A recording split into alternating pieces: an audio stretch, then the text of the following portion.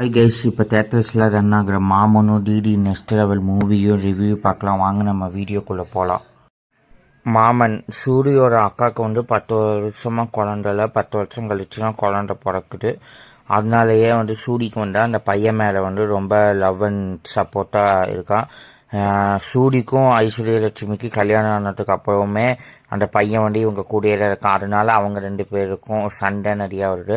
அதுக்கப்புறம் ஒரு காரணனால 2 பேரும் பிரிஞ்சுடுறாங்க. மாமனும் மருமகனும் பிரிஞ்சுடுறாங்க. அதுக்கப்புறம் 2 பேர் சேர்ந்தாங்களா, அவங்க 2 பேருக்கும் சண்டை திரும்ப ஒன்று சேர்ந்தாங்களா. இதுதான் இந்த படத்தோட ஒன்லைன் ஸ்டோரி.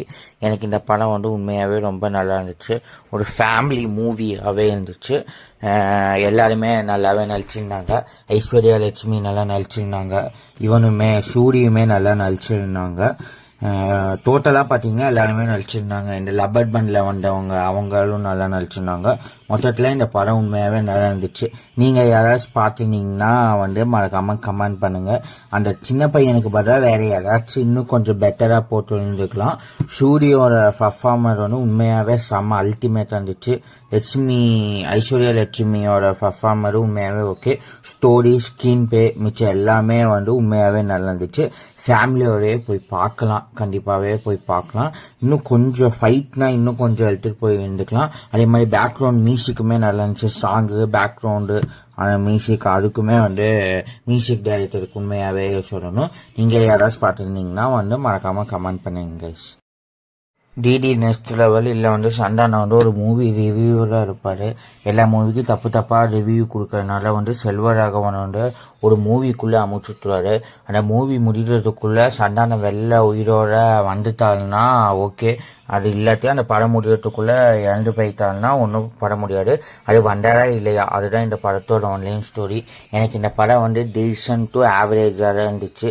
டிடி மிச்ச 3 பாட்டு கம்பேர் பண்ண முடியுது அந்த அளவுக்கு நல்லா இல்லை. இது ஒரு டிஃப்ரெண்ட் ஸ்டோரி. ஆனால் அதே அந்த பேய், அந்த பங்களா பேயும் அதே மாதிரி இதுதான் எடுத்துட்டு இருந்திருக்காங்க. காமெடியுமே அந்த அளவுக்கு ஒர்க் அவுட் ஆகலை. அதே மாதிரி நடிச்சுக்கிறவங்க மிச்சம் எல்லாருமே நல்லாவே நடிச்சிருந்தாங்க. அந்த காமெடினா அந்த அளவுக்கு ஒர்க் ஆகலை. சந்தானம், ஜிவிஎம் மிச்சம் எல்லாருமே நடிச்சிருந்தாங்க. மொத்த ராஜேந்திரன், கின்ஸ்லி எல்லாருமே நடிச்சிருந்தாங்க. சாங்குமே அந்த அளவுக்கு உங்களுக்கு இது இல்லை. அதே பேய் இதுதான். இந்த படம் நல்லா ஓடிச்சுனாதான் அழுத்தழுத்த பார்த்து வரும். இந்த படம் அந்த அளவுக்கு நல்லா இல்லாத்தையும் அழுத்தழுத்த இது வராது. ஃபேமிலியோட போய் பார்க்கலாம். அந்த அளவுக்கு ஆகாவோன்னு இல்லை, ஓகே போய் பார்க்கலாம். சந்தானம் டிஃப்ரெண்ட்டாக நடிச்சுக்கிறாரு. அவரோட ஹேர் ஸ்டைல், அவரோட டிசைன் டோட்டலாகவே இந்த படத்தில் டிஃப்ரெண்ட்டாக இருக்குது. போய் பார்க்கலாம். அந்தளவுக்கு இல்லை, ஒன் டைம் போய் பார்க்கலாம். நீங்கள் யாராச்சும் பார்த்துருந்தீங்கன்னா மறக்காமல் கமெண்ட் பண்ணுங்க சரிங்களா. தேங்க்யூ.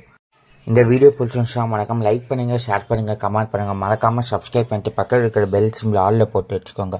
அப்புறம் நம்ம வீடியோ போடுற அடுத்த சண்டே நீங்கள் பார்ப்பீங்க. அடுத்த எந்த மூவி ரிவ்யூ பண்ணலான்னு சொல்லிட்டு மறக்காமல் கமெண்ட் பண்ணுங்க கைஸ். தேங்க்யூ. நெக்ஸ்ட் வீடியோவில் பார்க்கலாம். Bye guys.